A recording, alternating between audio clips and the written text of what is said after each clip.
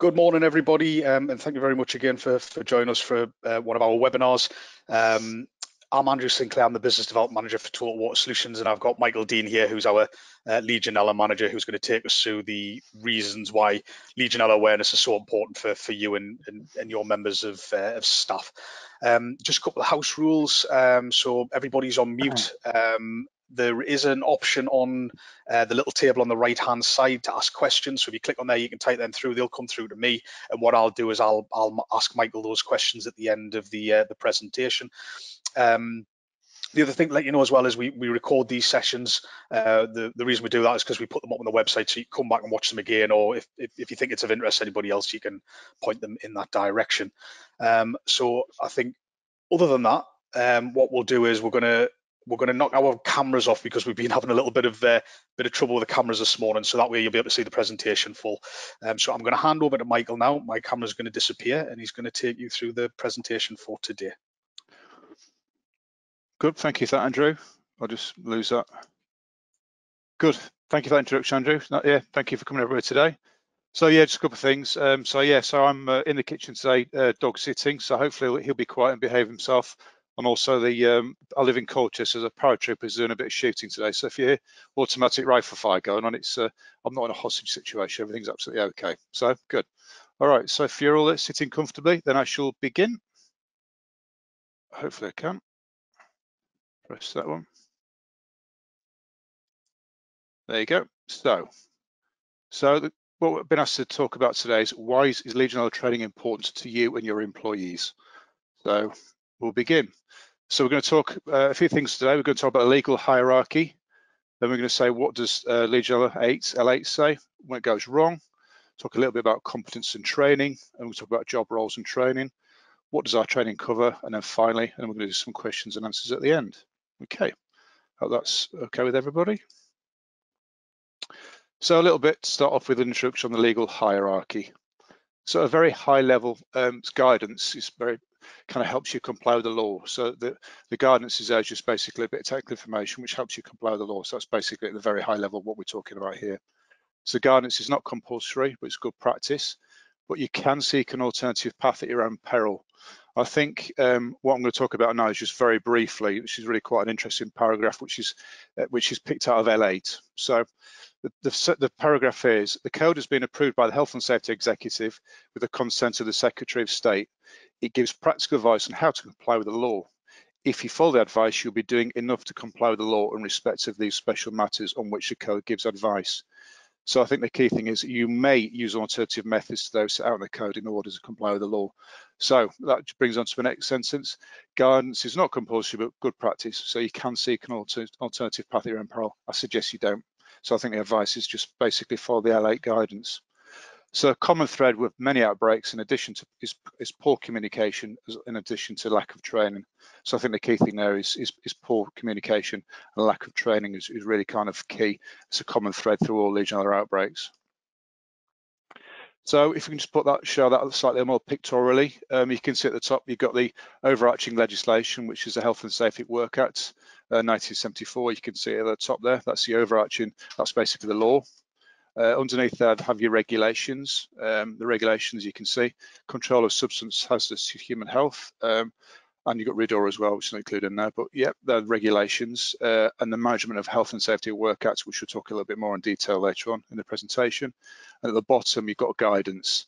So the L8 guidance, you can see a little picture of it there. Hopefully you've all downloaded it. It's all free to download from the Health and Safety Executive.gov.uk. It's all free to download. And accompanying that is the HSG 274. Again, for us, it's part 2. So I think the best way of thinking about that is L8 tells you what you have to do, and HSG 274 tells you how to do it. Okay, that's how I basically describe it. So what does L8 say? So we talked about the kind of hierarchy. You've got the Health and Safety Work Act 1974 at the top. We go all the way to the bottom, which is the guidance. Again, it's not the law, it's guidance, technical guidance. So what does it say? So I'll just go through a few extracts from the good book. So section 50, inadequate management, lack of training and poor communication are all contributory factors in outbreaks of Legionella disease. It is therefore important that the people involved in assessing risks and applying precautions are competent, trained and aware of their responsibilities. So there's in black and white, part 50. 51, the duty holder should specifically appoint a competent person or persons to take day-to-day responsibility for controlling any identified risk from Legionella bacteria, known as a responsible person. Okay. It is important for the appointed responsible person to have sufficient authority, competence and knowledge of the installation to ensure that all operational procedures are carried out effectively in a timely way. Those specifically appointed to implement the control measures and strategies should be suitably informed, instructed and trained, and they're suitably assessed. They must be properly trained to a level that ensures tasks are carried out in a safe and competent manner and receive regular refresher training and keep records of all initial and refresher training. So 51 is quite extensive, tells you about the importance of it. And 52 talks about the duty holder should have, also ensure that all employees involved in work that may expose an employer or other persons to Legionella are given suitable and sufficient information, instruction and training. So I think it's quite clear in there. The guidelines, the L8 document is quite thorough really about what it says.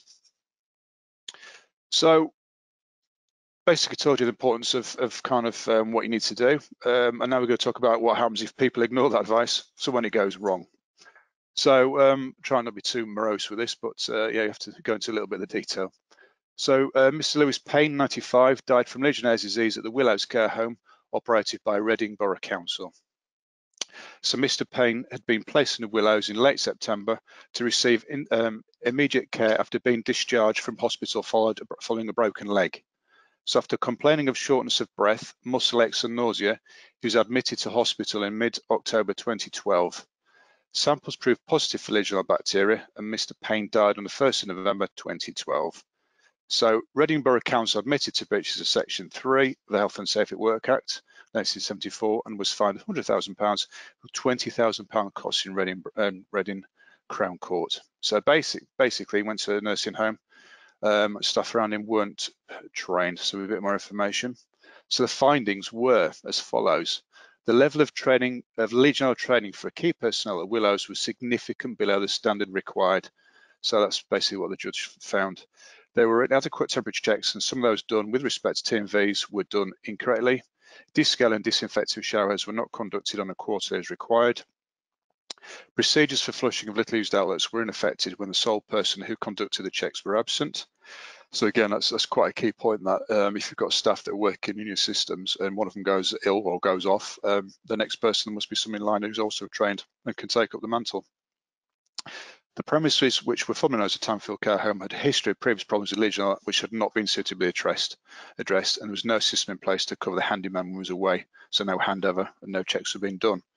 Again, this is all basic stuff really. I think we've all seen this before, but I'll go over it again. Poor Mr. Ibbotson, this one local to us, this is in Brentwood, Bupa Care Homes. So he's on the Daily Mail. Again, would you want your organisation involved in horror stories like that? I love the Daily Mail. Excuse me. So 3 months after moving to the care home, Mr. Ibbotson died just 3 weeks after contracting Legionella disease. So he'd been in there, died 3 weeks later after contracting Legionella disease. Investigation found that for more than a year, during which major refurbs were carried out, Bupa Care Homes had failed to implement the necessary control and monitoring measures required to safely measure hot and cold water systems. It also found those responsible for overseeing Legionella controls and for taking crucial water temperatures had not been trained or to the required standard. So look at the fines on this. It's been fined £3 million and costs of 151,000. And this is the horrible thing, really. Look at this. The judge laid the blame firmly at Bupa's door, citing lack of training, management oversight, and failure to have a system for flushing through the plumbing system, so little used outlets weren't picked up or flushed. Records had also been falsified. Wow. The care home manager lacked training, warnings have been ignored, and records have been faked. So you can see it's all over it. Really, really bad. Okay. So we talked quite a lot about kind of legal background to and the guidance as to why training is important. So I think it's now is a good idea to put that into context regarding how does competency and training. We kind of back in the day we used to mix them up quite a lot, but I think certainly since when we talk about the new L8, the 4th edition, they've teased out competency from training and separated it slightly. I think the next few slides will kind of demonstrate why. Quite interesting. So The Cambridge Dictionary definition of training is the activity of learning or teaching the skills and knowledge needed for a particular job or activity. So again, that's quite key, isn't it? So the activity of learning or teaching the skills and knowledge needed for a particular job or activity. So it's a dog. So the next thing is, what is competency? So the ability to do something successfully or efficiently. That's the Google definition. So the combination of training, skills, experience and knowledge that a person has and their ability to apply them to perform a task safely. That's from the HSC. So I think Judith Hackett here, the HSC chairman, she fleshes out a little bit more at the bottom here. So the essence of competency is relevance to the workplace. And it's really quite a key point that. What matters is that there is a proper focus on both the risks that occur most often and those with serious consequences. Competence is the ability for every director, manager and worker to recognise the risks in operational activities and then apply the right measures to control and manage those risks. So yeah, quite a lot of information there. So again, for the definitions of competency, the Management of Health and Safety at Work Regulations 99, if you remember back, we talked about the legal hierarchy at the beginning. So you've got the regulations in the middle, okay? The health and safety law at the top and guides at the bottom. So in the middle here, a person should be regarded as competent where he has sufficient training and experience or knowledge and other qualities to enable him properly to undertake control measures, okay? The Legionella Control Association, which obviously we're members of, competency is defined as having the ability, knowledge and understanding and skill to complete a task successfully, effectively and safely. So if I can kind of illustrate that a little bit with my history, my background on this sort of stuff. So when I first joined the World's Company back in 2003, I was sent on a Legionella, the 4-day Sitting Guilds training course up to Derby.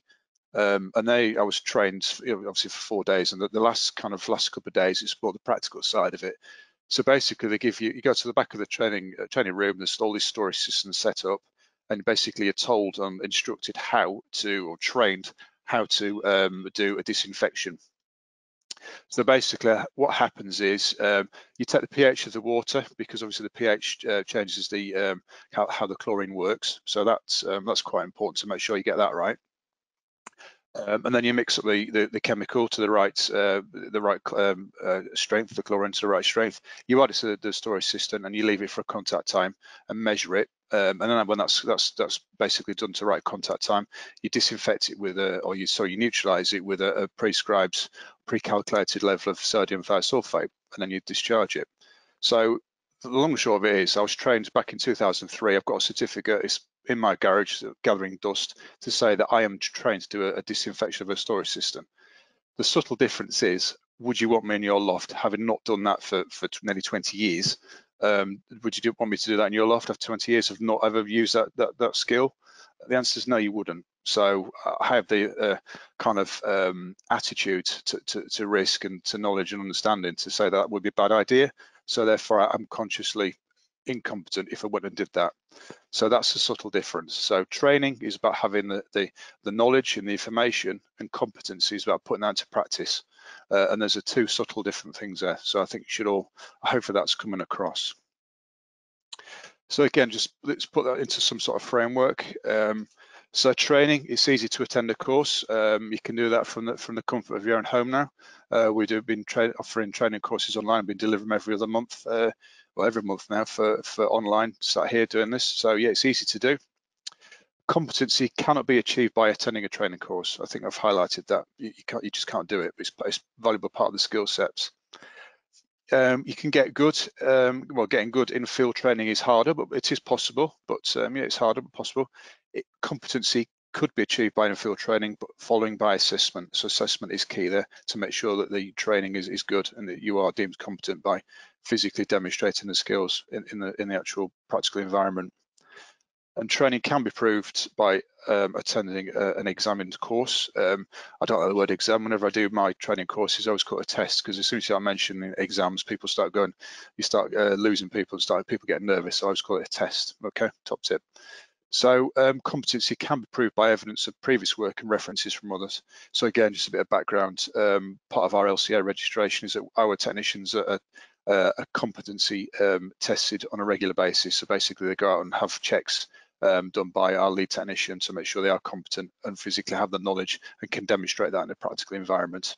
So yeah, hope that's straightforward. Training is viewed as an annual event one time, so you're trained and validated by exam, yeah, or a quiz when I do. And competency is viewed as something that's ongoing, so competency is tested constantly. So it'd be technician audits for in our field. So understanding, you can see that all brings it together in that bottom pictogram. So you have understanding, you have knowledge, you have skills surrounded by attitude. So I think that puts it all together in a kind of nice thing. You can see that I have the knowledge to do the disinfections of storage systems. I have the standings, but the practical skills because of lack of practice, but I have the attitude. So I've not got the full ticket for that, so I wouldn't be doing that, okay?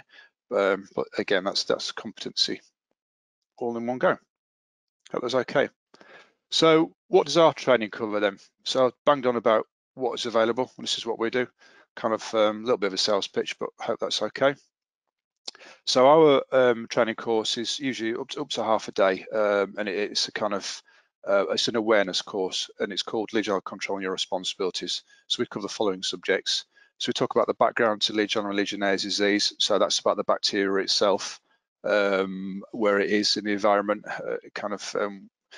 where it lives and its biology. We talk about the Legionnaires disease itself, the symptoms, the susceptibility. I'll talk about that a bit more detail. But yeah, Legionnaires disease itself, the symptoms, how it's treated, and death rates. Talk about statutory requirements. So again, we'll talk a little bit more about the legal background to it. So you've got your duty holder, responsible person, deputy responsible person. We've gone into a little bit more detail about what that physically looks like in the workplace. And then we talk about designated staff functions. So again, who reports to what and how that fits in the overall hierarchy and organograms of typical businesses. Talk about the risks of non-compliance. So that's when you usually want to try to scare people to death. Hopefully not too intimidated, but yeah, I think it's useful to know what happens if people don't do things right. There are big fines nowadays, so it's for basic measures that can be done. Understanding what information needs to be monitored and recorded. So again, monthly checks, that's task lists, quarterlies, shower cleans, annual storage system inspections, those sort of tasks. It's all taken directly from HSW 274. There's usually a chance to have good interaction with staff members to find out exactly what they're doing and what their water systems are doing and how they're controlling them. We talk about the risk components. So again, they're really useful. So whenever we do risk assessments, it's kind of divided up into 6 areas. So initially we talk about aerosols. Remember, Legionnaires disease it's transmitted by aerosol. Aerosol generation is really important. So for our risk assessments, they're kind of each individual outlet is assessed on the following 6 things. You've got aerosols, you've got water condition. Remember, water condition is providing the nutrients and for the bacteria to physically grow and propagate. Talk about temperature, the danger zone. So anything between 20 and 45, you'll probably be aware is the temperature of the bacteria like the most. Anything above stored water should be stored above 60, or cold should be kind of coming out the taps at below 20. The bacteria just don't like growing at those sort of temperatures if it's in the middle. Water turnover, really important. We'll talk about little used outlets. So water turnover, if taps are not turned over and used properly, then you will get bacteria will get a chance to grow. So all you're doing is removing time by turning the water over. Susceptibility, so yeah, you've got your high-risk individuals. Remember, men are 3 times more likely than women to contract Legionnaires disease. Typically that's down to workplace environment and also more smoking and drinking in males, which increases your risk. So yeah, talk quite a bit more detail about that. And population size. So a classic example would be if you've got a locked boiler room with the tap in it or an outlet that's full of Legionella bacteria. Is anybody catch it? No, they're not, because there's very limited population that are exposed to that outlet. So there's something to think about. So yeah, so basically we talk about all those risk components, and again we put those into a practical little Legionella risk assessment section on there. So we kind of talk about how that relates to individual buildings. So that's quite interesting. We've got a section at the end about the future. I don't think the industry as a whole is particularly dynamic, but there are a few quite interesting things that are going on at the moment regarding to rapid testing and also remote sensing technology, which is kind of getting a bit more prominent in the marketplace. So we're kind of we're utilising those new technologies, and it's just a chance to discuss it with the group, hopefully. So unsuccessful completion of the training course, we give people a little quiz at the end. Again, I don't ever do exams because that puts people off straight away. Gets people's backs up. So we give them a little quiz at the end. Hopefully they all pass and they can get a little certificate and a pass which people like, and they can put those in your logbooks as well. So just a demonstration that your staff are suitably trained. Okay. So a little bit more information about job roles and training. So L8 defines the operational structure with the duty holder. It's usually the CEOs at the top, having the legal responsibility and supported by the responsible person. So with this responsible person comes a requirement to be adequately trained. So basically what we're saying is for different structures within the workplace requires different level of training. So the duty holder, as usually the CEO, should have the higher level and a greater in-depth training because ultimately they've got more responsibility. So again, we'd recommend something like a responsible training course, a responsible person training course for the kind of senior management. It's amazing when we go to these training courses and I ask around to, well, the last I did one not so long ago, who was the duty holder, who's the CEO, and it was actually the person who was in the room had no concept at all about what they're exposed to. So that's something to be mindful of. So that's it is really important to make sure that you're tailoring your training to the end user. So our courses are tailored for deputy responsible persons, really, and their staff. So the tasks that they could cover within their usual kind of day-to-day roles will be flushing little used outlets. It's one of your best control measures for legionella is flushing little used outlets. We get all sorts of problems, especially now with COVID going on with buildings that are just not being used. If they've not been used for a while, remember a definition of little used outlet, unless it's healthcare, is anything over a week. So if you've not been using your outlets for a week, then it becomes little used and it should be flushed and maintained and done in an appropriate way to make sure that your staff are not exposing themselves to aerosols from contaminated water sources. Really important to do that properly. So training is really useful for that. Descaling and sanitizing shower heads, quite a lot of staff do that themselves in-house.